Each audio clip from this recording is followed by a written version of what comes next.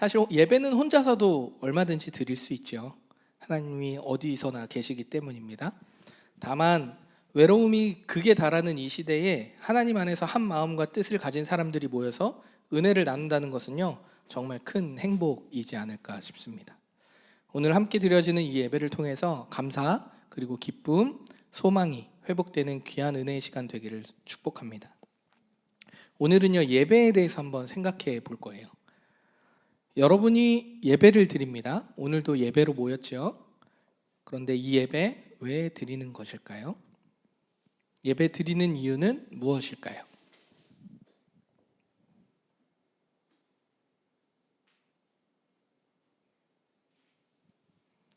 아마 각자의 신앙과 믿음의 분량대로 여러분이 예배에 동참하고 참여하고 함께 드릴 것입니다.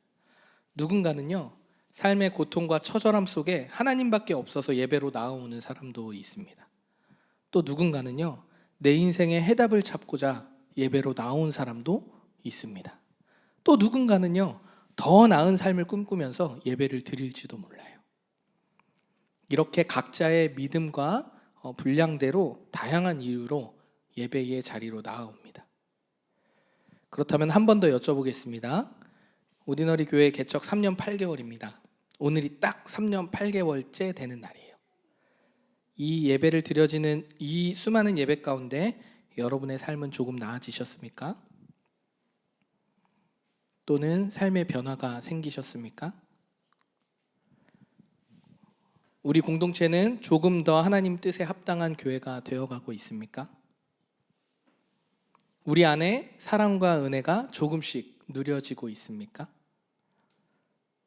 제가 이렇게 다양한 질문을 드리는 이유는요, 우리가 매 주일 또는 일상의 모든 삶에서 드려지는 이 예배가 의무와 형식이 되고 있지 않은지 돌아보기 위해서 질문을 던져보았습니다.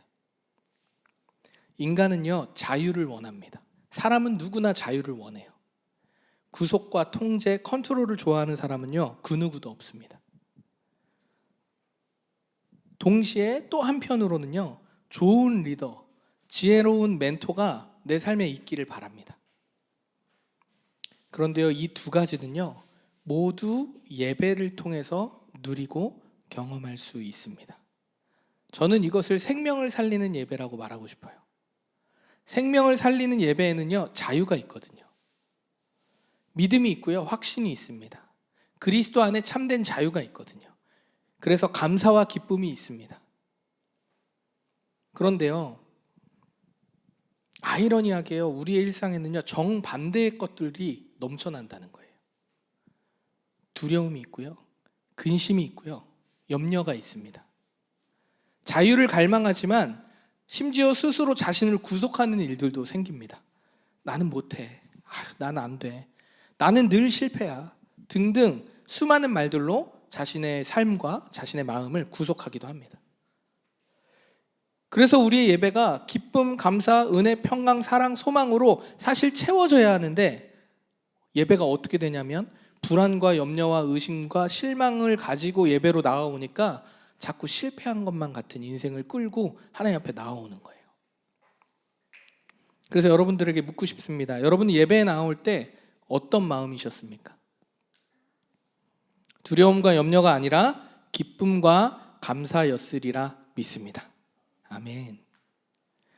저는 올디너리 모든 성도님들이 매주일 예배로 나올 때 기쁨, 감사, 사랑, 소망으로 충만해져서 좀 나아오기를 축복해요.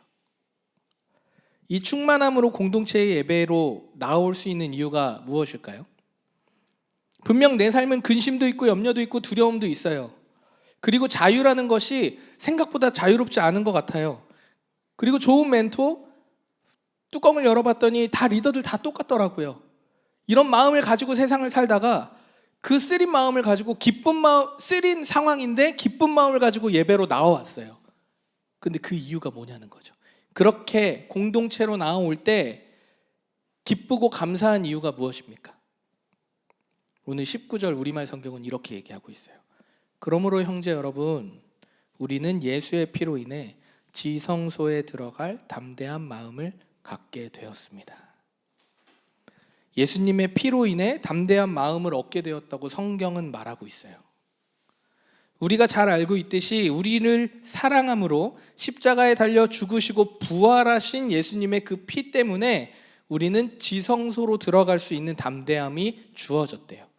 우리의 일상이 다 무너지고 근심과 염려로 가득 차서 질질 끌고 오는 예배일지라도 우리는 그 예배가 기쁨으로 감사로 변할 수 있는 유일한 이유는 예수님이 그 길을 활짝 열었기 때문이라는 거예요.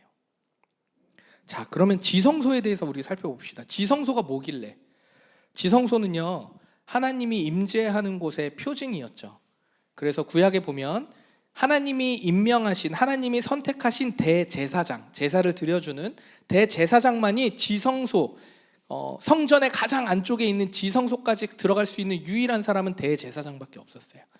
1년에 한 번 속죄제로 피를 가지고 들어가서 속죄를 해야만 했습니다. 그게 지성소예요. 이게 레위기 16장에 나오는 말씀이에요. 여러분, 지성소는요, 선택한 사람만 갈 수 있는데 그 선택한 사람이 거룩하지 않아요.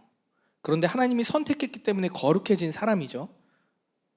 사실상 거룩하지 않지만 거룩하다라고 임명받은 거죠. 그 사람이 가는 거예요. 왜요? 하나님은 거룩하시기 때문에, 지성소는 거룩한 하나님이 계시는 곳이기 때문에, 거의 표징이었기 때문에 거룩한 하나님이 계시는 곳에 거룩하지 못한 자는 들어갈 수 없는 거예요. 거룩하다는 것은 구별되었다는 뜻이잖아요. 구별되지 못한 자가 지성소에 들어가면 죽게 되는 거예요. 하나님이 임재하시는 곳에. 그럼 현대로 적용해 볼까요? 우리가 예배드리는 곳에 하나님이 임재하십니다. 그렇죠? 그러면 여기에 지성소라고 상상을 해볼게요. 그럼 우리 여기 오면 다 죽어야 돼요. 목사 말하고 있는 저도 죽어야 됩니다. 그게 구약의 상태인 거예요. 왜냐하면 우리는 온전하지 못하거든요. 아무리 온전하다라고 얘기하고 세상에 나가서 그리스도인처럼 선한 일을 할지라도 우리는 스스로 온전해질 수 없거든요. 하나님이 의롭다, 거룩하다라고 말씀해 주시고 인정받지 않으면, 그냥 인정이라는 건 이런 거예요. 그냥 인정받은 거예요. 내가 그렇지 않아도. 그런 상태이기 때문에 나올 수 있다라는 얘기예요. 오늘 그 얘기하는 겁니다. 그런데 이제 생각해 보세요. 하나님은 지성소에만 계시나요? 하나님은 어디에나 계십니다. 그런데 왜 구약계의 시대에 지성소를 허락하신 이유가 뭘까요? 근데 이 이유를 살펴보면요, 정말 은혜가 있어요. 첫 번째는요, 지성소를 세운 이유는 언약의 표징이었어요. 내가 너희의 하나님이 될 것이고 너희는 내 백성이 되리라, 하나님이 이스라엘 백성에게 계속 약속하신 말씀이잖아요.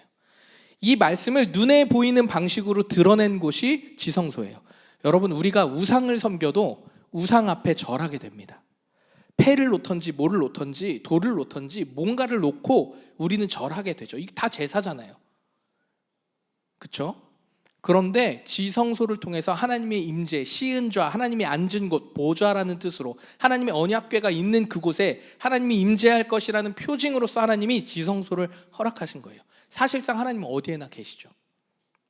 두 번째 이유는요, 죄인이 직접 하나님의 임재에 나아갈 수 없는 것을 알려주신 거예요. 사실상 아무나 들어갈 수 없다고 말씀드렸죠.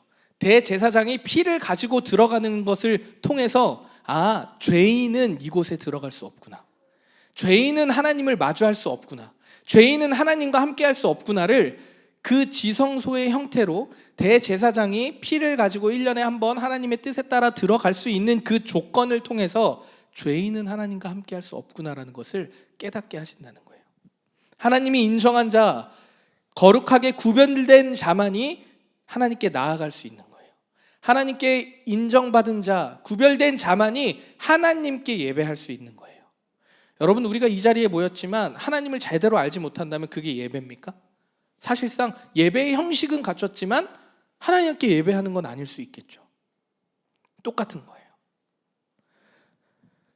다른 말로 해보면요, 지성소에 들어가기 위해서는요, 결국 하나님과 사람을 이어주는 무언가, 중보자가 없이는 아무도 하나님을 만날 수 있다 없다? 없다. 대제사장이 없이는 하나님을 만날 수 있다 없다? 없다. 이를 잘 표현한 성경 말씀이 있죠. 마가복음 15장 38절입니다. 이에 성소 휘장이 위로부터 아래까지 찢겨져 둘이 되니라. 어떤 장면입니까? 예수님께서 십자가에서 숨을 딱 거두셨어요. 죽으셨죠. 그리고 나서 성전 뒤에 휘장이 둘로 찢어진 거예요. 이게 무엇을 의미하냐면 예수님께서 우리의 중보자, 대제사장이 되어주셨다는 것을 의미합니다.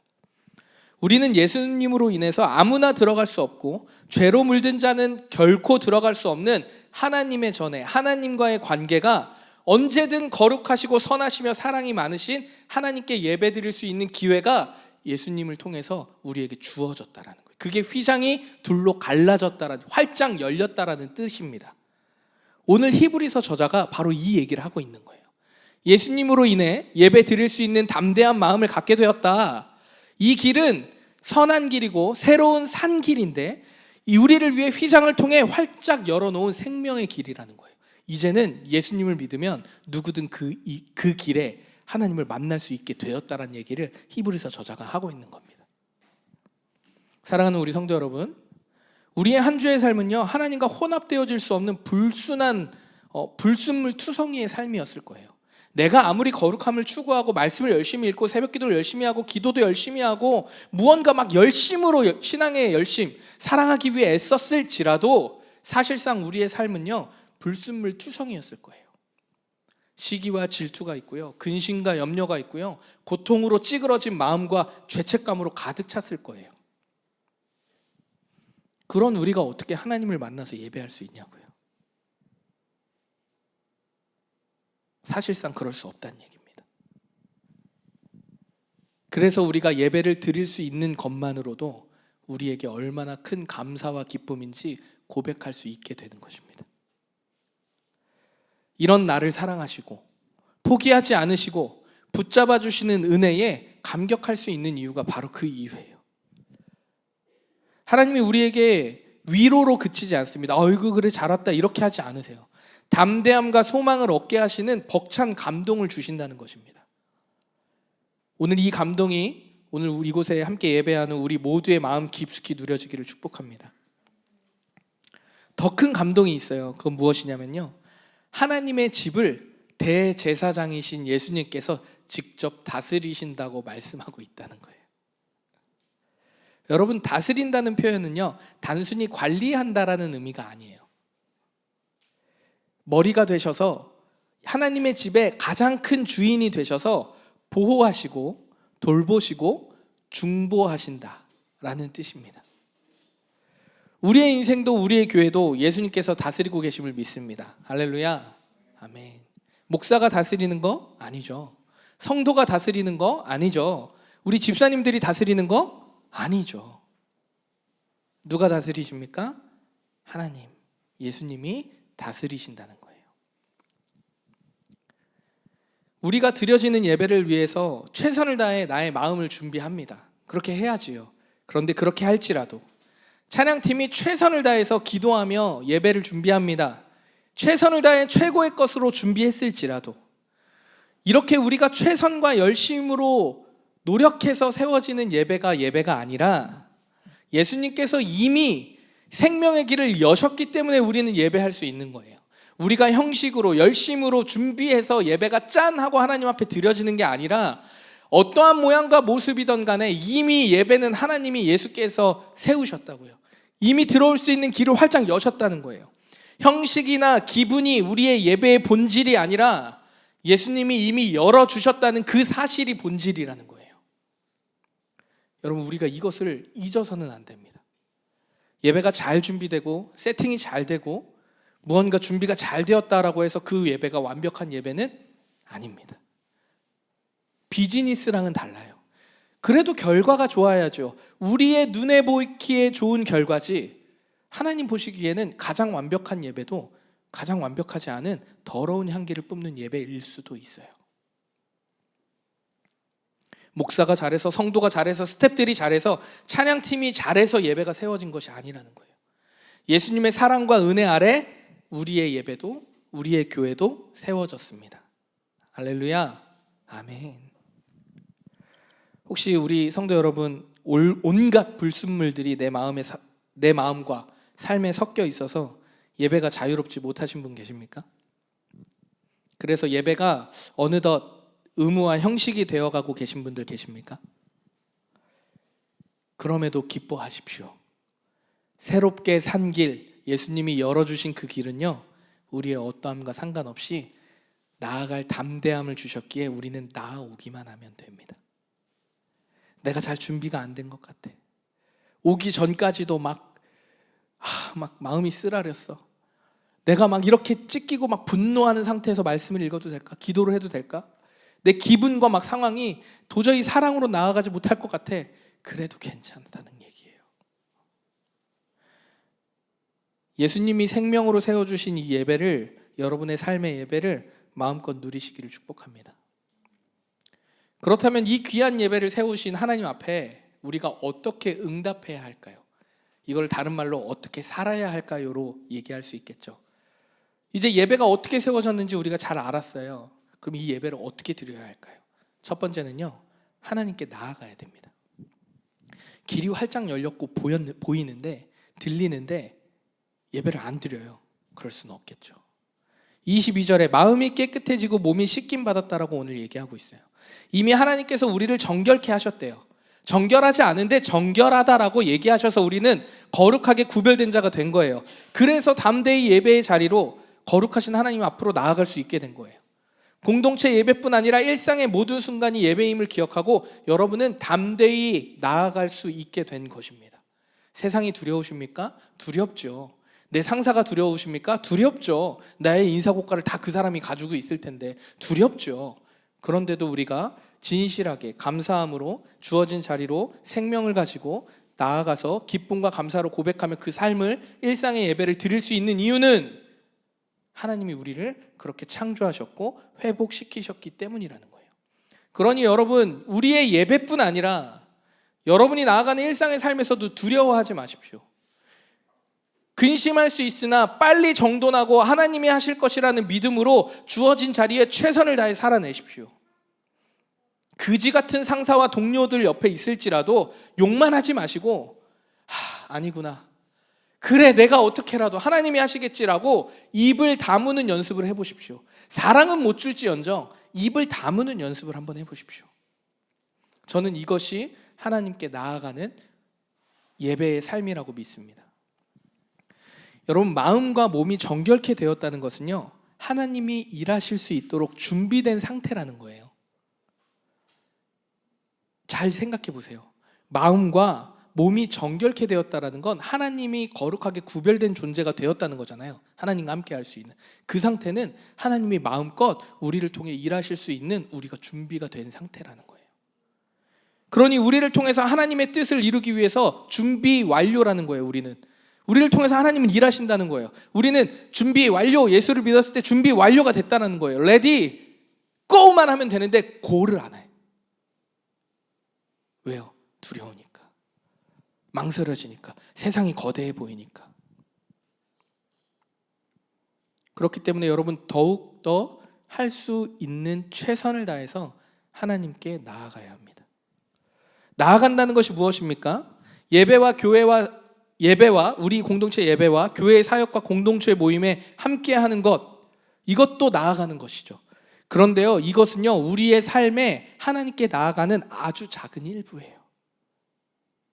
여러분, 다시요, 하나님께 나아간다는 것은 무엇입니까? 우리의 예배, 교회의 사역과 공동체 모임에 함께하는 것도 하나님께 나아가는 거예요. 그러나 이것은 우리의 전 인생 여정에 우리의 삶의 아주 작은 일부라고요. 나의 가정과 직장에 믿음으로 행하는 작은 발걸음이 있어야 합니다. 하나님 마음으로 행하는 작은 믿음의 반응들의 모든 것이 하나님께 나아가는 거라는 거예요. 확신의 참 믿음으로, 참된 마음으로, 진실함으로 삶을 선택하고 살아가는 것, 이것이 평범한 일상의 특별한 은혜를 누리는 삶이라고 말하는 거예요. 다시 말씀드리지만 스스로 제한하고 하나님보다 앞서지 않았으면 좋겠어요. 여러분, 안 돼라고 말한다는 것은 이미 내가 하나님보다 앞선 고백입니다. 하나님이 제한하시는 분인가요? 그렇지 않죠. 전지전능 무소부재하시다고 얘기하잖아요. 안 된다, 못한다는 말 대신에 나는 못하지만 하나님은 하신다. 이런 고백을 드리면서 지혜를 구하면서 살아가는 우리 모두가 되기를 소망합니다. 우리가 하나님 앞에 드려지는 두 번째 응답, 할 수 있는 두 번째 응답은 소망을 굳게 붙잡아야 합니다. 우리가 드리는 예배는요, 단순히 위로를 받는 자리가 아니에요, 여러분. 내 삶이 지금 무엇을 붙들고 살아가고 있는지 확인하면서 재정렬하는 시간이 예배의 시간입니다. 내가 어디쯤 서 있지?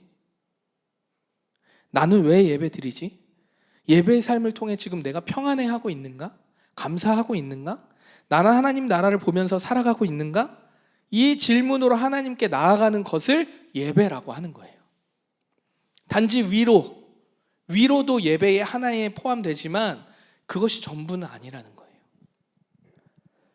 수많은 질문을 가지고, 본질적 질문을 가지고 하나님께 나아가는 삶을 통해서 우리는 결국 하나님의 소망을 발견하고 그 소망을 붙들게 됩니다. 수많은 걱정, 근심, 고통, 문제, 세상의 문제, 내 상식의 문제, 고통의 모든 문제가 하나님의 소망을 붙들면, 믿음 안에 그것을 붙들면 되는구나라는 것을 깨닫게 되는 거예요.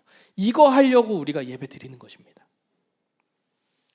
보통 소망을 붙들라 하면 우리의 의지로 소망을 붙드는 것이라고 착각해요.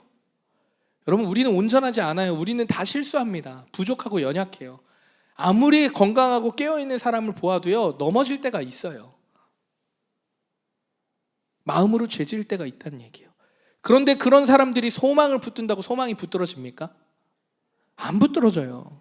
우리의 의지로 소망을 붙든다? 그건 착각입니다. 소망을 붙드는 것은요, 나의 뜻이 아니라 하나님의 뜻이에요. 그래서 하나님이 약속하신 거예요. 하나님은 어떤 분이십니까? 반드시 뜻하신 바를 이루시는 분이잖아요. 반드시 약속을 지키셔요. 그러면 소망하는 바는 하나님의 뜻이기 때문에 하나님이 반드시 마음과 생각과 몸이 깨끗해진 우리를 통해서 소망을 붙들게 하도록 도우신다는 거예요. 결코 포기하지 않는다는 얘기입니다. 우리가 고백하는 소망의 믿음을 약속하신 분이 하나님이라는 거예요. 그 약속을 누가 하셨어요? 하나님이 하셨다고요. 하나님은 신실하신 분이기 때문에 반드시 당신의 소망을 이루신다는 거예요. 그런데요, 그렇다면 내 소망이 무엇이길래 하나님이 이루시나? 그래서 여러분, 여기서 우리가 착각하는 게 이거예요. 내 개인적인 꿈과 비전을 소망이라고 말하는 것이 아니에요. 내가 1조 자산가가 돼야지 하나님이 이루실 수도 있지만 이루시지 않을 수도 있어요. 근데 평생을 1조 자산가만 놓고 기도하니까 하나님이 원망하게 돼요. 성경이 말하는, 기독교가 말하는 건 나의 꿈을 이루기 위해 하나님을 이용하라는 게 아니에요. 하나님의 뜻을 이루기 위해 너가 어디에 서 있는지 확인하라는 거예요. 우리의 삶을 통해 하나님의 뜻이, 하나님의 소망이 이루어진다는 얘기입니다. 그런데 우리가 그렇게 살아보지 못하니까 세상에 나아가서 무슨 얘기를 해도 안 먹히는 거야. 내 소망, 내 비전 가지고 그렇게 해서 하나님이 하셨대. 원래 끝은 그게 아니잖아요. 하나님의 뜻을 얘기해야 되는데 내 꿈, 내 소망 했는데 하나님이 그걸 이루셨대. 그러고 1년, 2년 지나 보니까 그 사업이 망했네. 그러면 하나님 뜻이 뭔가 망가진 건가요? 그렇게 되니까 세상 사람들이 오해하는 거예요.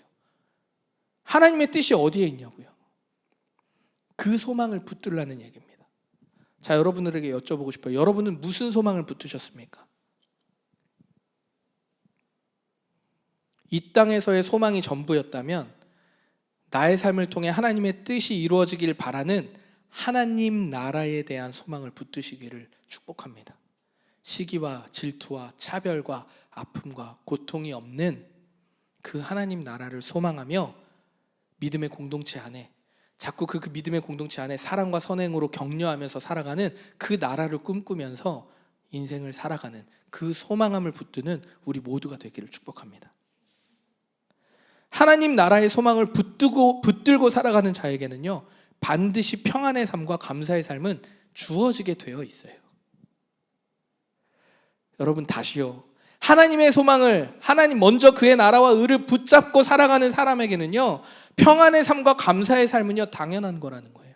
하나님이 뜻을 이루려고 하는데 이 사람이 그걸 붙들고 놓질 않네? 그러면 하나님이 그냥 갖다 부어주시지 않겠어요? 또 이렇게 얘기하면 우선순위가 또 바뀌어서 나중에 가서 처음에는 하나님 소망을 붙들었다가 점차 내 소망으로 이렇게 올리는 경우도 있는 것 같아요. 먼저 그의 나라와 의를 구하는 삶으로 살아가는 우리 올디너리 모든 성도님들 되시기를 축복합니다.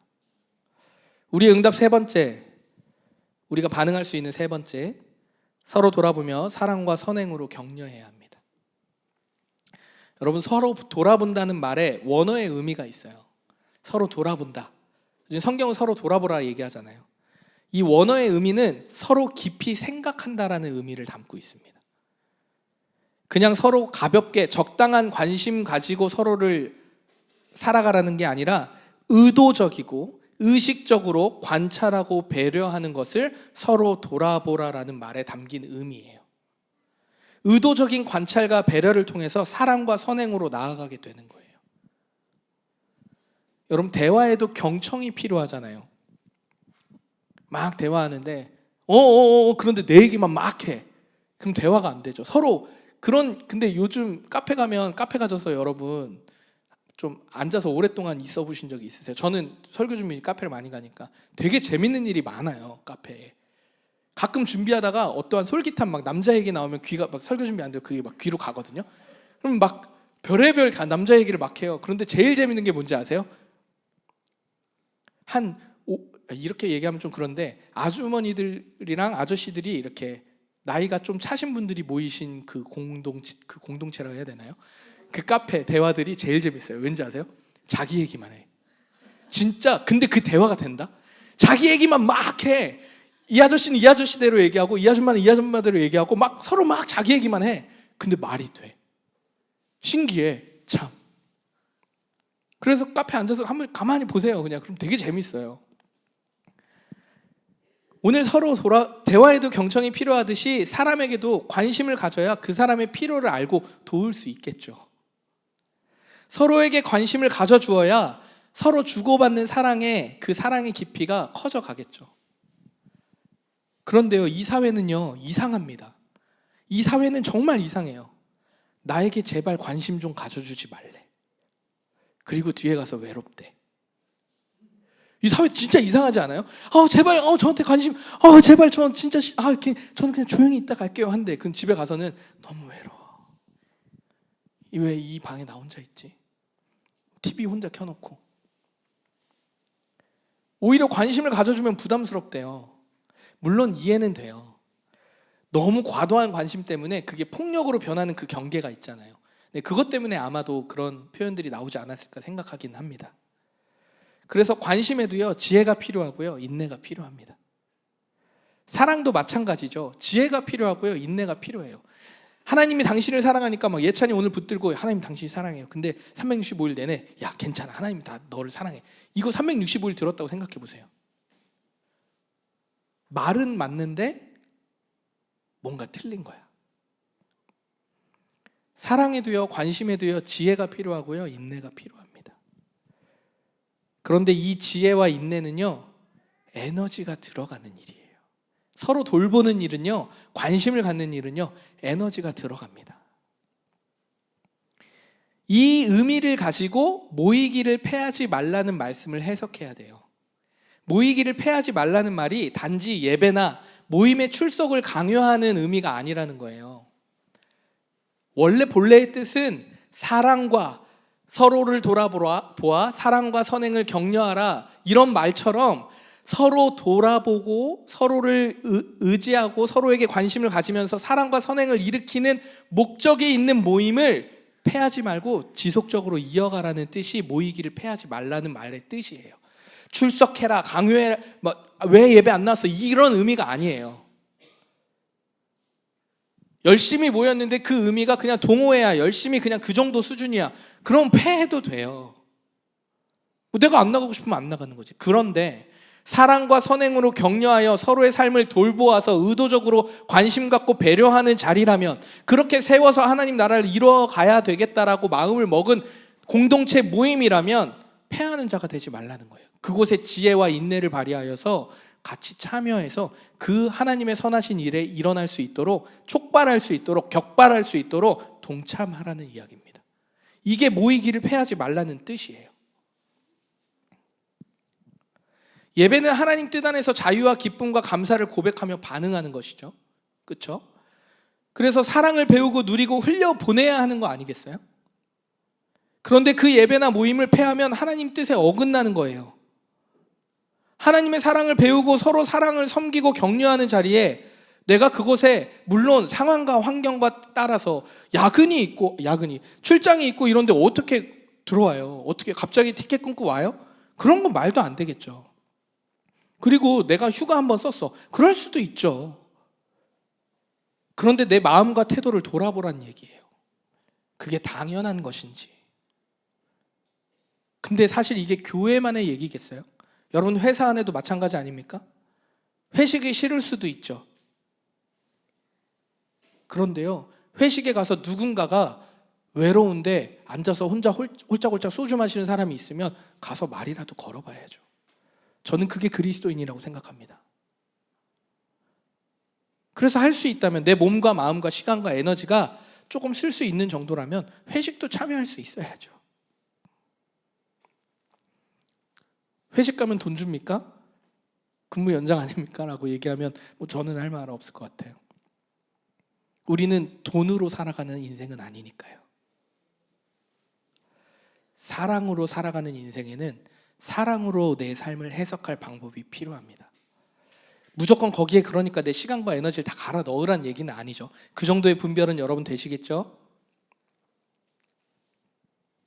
서로 관심을 갖고 사랑과 지혜로 배려하며 사랑과 선행을 촉진시킬 수 있는 모임에 적극 참여하고 서로가 권면하는 그런 우리가 되기를 소망합니다. 여러분, 근데 이건요, 머리로 안다고 할 수 있는 게 아니에요. 우리가 그동안 여기 모태신앙 한번 손 들어보세요. 네. 머리로 아는 대로 사셨습니까? 이제 내리셔도 돼요.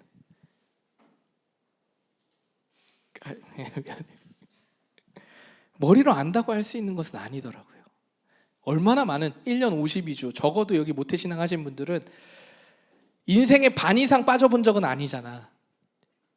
내가 보기엔 인생의 한 10분의 1 정도 빠지지 않았을까? 보통 모태신앙은 거의 부모님과 등지지 않는 이상은 뭐 어떻게 해서든 예배를 나가니까. 그럼 10분의 1 정도 빠졌다고 합시다. 그럼 그 10분의 1 동안 배우고 듣고 경험한 하나님의 은혜대로 사셨습니까? 살려고 노력은 했겠지. 아는 대로 되지 않아요, 여러분. 내가 아무리 뭔가를 열심히 해서 제가 뭐 신학 박사가 됐다고 할지라도 아는 대로 살지 못합니다. 그러면 어떻게 살아야 됩니까? 언제나 시작은요, 예배입니다. 하나님과 함께하는 그 시간을 확보해서 내가 지금 어디 있지? 나는 왜 예배를 드리지? 나에게 의무와 형식이 된 건 무엇이지? 나는 기쁨이 있는가? 평안이 있는가? 하나님과 예배하는 그 시간을 통해서 나를 돌아보는 시간이 없으면요, 내가 아무리 안다고 할지언정 남을 정죄하는 도구로밖에 사용할 수 없는 거예요. 그래야 우리의 생명이 살아납니다. 하나님과 함께하는 예배를 통해서 우리는 믿음이 굳건해지고요, 영이 회복됩니다. 믿음의 결단과 함께 소망으로 나아가게 되는 줄 믿습니다. 말씀을 정리해 볼게요.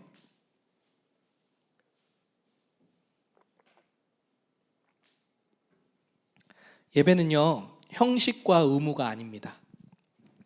하나님 사랑 안에서 회복과 성찰, 그리고 믿음의 결단이 이루어지는 자리가 예배의 자리입니다. 예배를 더욱더 사모하는 올디너리 모든 공동체 되길 소망합니다. 아시겠지만 교회 출석 잘하라는 의미로만 얘기하는 게 아니고요, 그것을 넘어서는 말이죠. 여러분의 일상의 모든 순간이 예배되도록 최선을 다해 간구하시면서 하나님의 사랑을 누리며 실천하며 살아보자는 얘기예요. 모든 삶의 현장에서 은혜와 기쁨, 감사와 평안을 경험하는 우리가 되었으면 좋겠어요.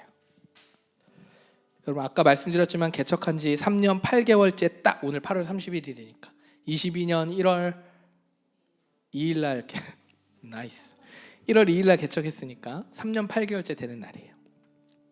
요즘 들어서 질문이 많아졌어요. 하나님 뜻 안에서 우리가 잘 세워져 왔는지에 대한 질문을 많이 하게 되더라고요. 우리 성도들의 삶은 조금 더 그래서 평안해졌나? 믿음의 굳건함으로 그 인생들을 잘 하나님 뜻 안에 살아내고 있나? 그러면 우리 공동체는 삶이 조금 더 사랑을 흘려보는 공동체가 됐나? 계속 질문하게 되더라고요. 지난주 말씀드렸지만 오늘부로 OS 모임을 마지막으로 한 후에 리프레시 기간을 좀 가질 거예요. 자세한 광고는 뭐 좀 이따 드리겠지만, 저는 예배와 은혜, 이 나누는 모임까지도요, 예배와 은혜를 나누는 이 모임까지도 의무화 형식으로 가는 것이 너무 두려워요. 물론 잠깐 찾아오는 의무화 형식일 수 있겠지만 작은 공동체일수록 커져가면서 어쩔 수 없이 주어져야 되는 시스템을 최대한 작은 공동체가 건강하게 그 삶의 문화를, 모임의 공동체를 세워갔으면 하는 바람이 있거든요. 크면요 어쩔 수 없이 시스템이 필요합니다. 그런데 작을 때일수록 의무화 형식이 아니라 사랑과 은혜로 섬기는 모양과 모습이 많아졌으면 좋겠다가 제 바람이에요. 그래서 모이기를 패한다가 아니라 정말 우리 안에 어떻게든 하나님의 사랑과 은혜가 흘려보낼 수 있는지가 무엇인지를 고민할 수 있는 시간들이 많아졌으면 좋겠다라는 게 저의 바람이에요. 그런데요, 계속 기도하면서 질문하는 가운데 예배의 삶이 세워지지 않으면 모든 것이 다 의미가 없다라는 것을 깨닫게 되었어요. 성소에 들어갈 담력을 얻은, 그럼 성소에 들어갈 자격을 얻은 난데 가질 수 없는 그 자격을 나에게 주셨는데 내가 하나님과 대화하고 누리고 그 안에 사랑을 풍만하게 누리는 삶이 없는데 무엇을 고민하고 선택하고 만들어간다 한들 그게 어떠한 의미가 있겠는가라는 생각이 들더라고요. 그래서 우리 사랑하는 성도 여러분 부탁드리고 싶습니다. 여러분 예배에 집중하십시오. OS 모임이 리프레시가 되고 어떠한 모양과 형식의 모습이 생길지라도 여러분 예배하는 삶을 좀 더욱더 집중하셨으면 좋겠어요. 여러분 이제 하반기 시작됐습니다. 내일부터 시작돼요. 3개월 남았어요. 9, 10, 11, 12, 4개월이네. 한 분기 남았어요. 여러분 진짜 이 시간을 정말 우리가 좀 잘 보냈으면 좋겠어요. 그리고 여러분 다가올 2026년을 불안함 가운데 맞이하는 게 아니라 야 진짜 생명이 있다, 야 이 생명을 어떻게 흘려보내야 되지라는 기대에 벅찬 26년을 맞이했으면 좋겠어요. 하나님으로부터 시작돼서 하나님으로 끝나야 되는데 적절한 시스템, 적당한 사역으로는 공동체를 세워갈 수 없다는 것을 깨닫게 되었다는 거예요. 그러니 여러분 예배에 집중하십시다. 예배를 기대함으로, 기도함으로 준비하십시오. 주일 한 번밖에 없는 예배를 일주일을 놓고 기도하면서 준비하셨으면 좋겠어요. 이번 주 드려질 예배가 어떤 말씀이 있을까? 나는 어떤 상황인가? 그리고 그 말씀을 통해 나에게 하나님 주신 말씀이 무엇일까? 그리고 여러분의 일상에서도 말씀을 읽고 여러분이 삶에서 대화하는 그 누군가를 통해 하나님의 음성으로 영적으로 분별할 수 있는 그 시선과 마음과 그 모든 것들이 주어지기를 간절히 바라고 소망합니다. 제가 개척했을 때의 마음을 떠올려 봤어요. 진짜 한 사람만 진짜 사랑해보자. 한 영혼을 위해서라도 예배해보자. 진실하고 순전한 예배 드려보자. 여러분 저 이 마음을 다시 붙잡으려고 합니다. 그러니 성도 여러분, 우리가 예배를 드리면 드릴수록 기쁨도요, 감사도 사랑도 더 커져갔으면 좋겠어요. 우리 성도들의 입에서 예배가 너무 기뻐요, 내 일상에서 드려지는 예배도, 이걸 다른 말로 그냥 우리의 현대어로 번역하면 회사 일도 너무 재밌어요 라는 말이 나왔으면 좋겠어요. 불특정한 프리랜서의 삶도 좋아요 라는 말이 나왔으면 좋겠어요. 그렇게 우리의 생명이 날마다 살아내는 생명으로 이어져 가기를 그리스도의 이름으로 축복합니다. 그리고 우리를 통해 일하실 하나님을 기대하면서 믿음의 여정에 동참하는 오디너리 교회 되기를 예수 그리스도의 이름으로 축복합니다.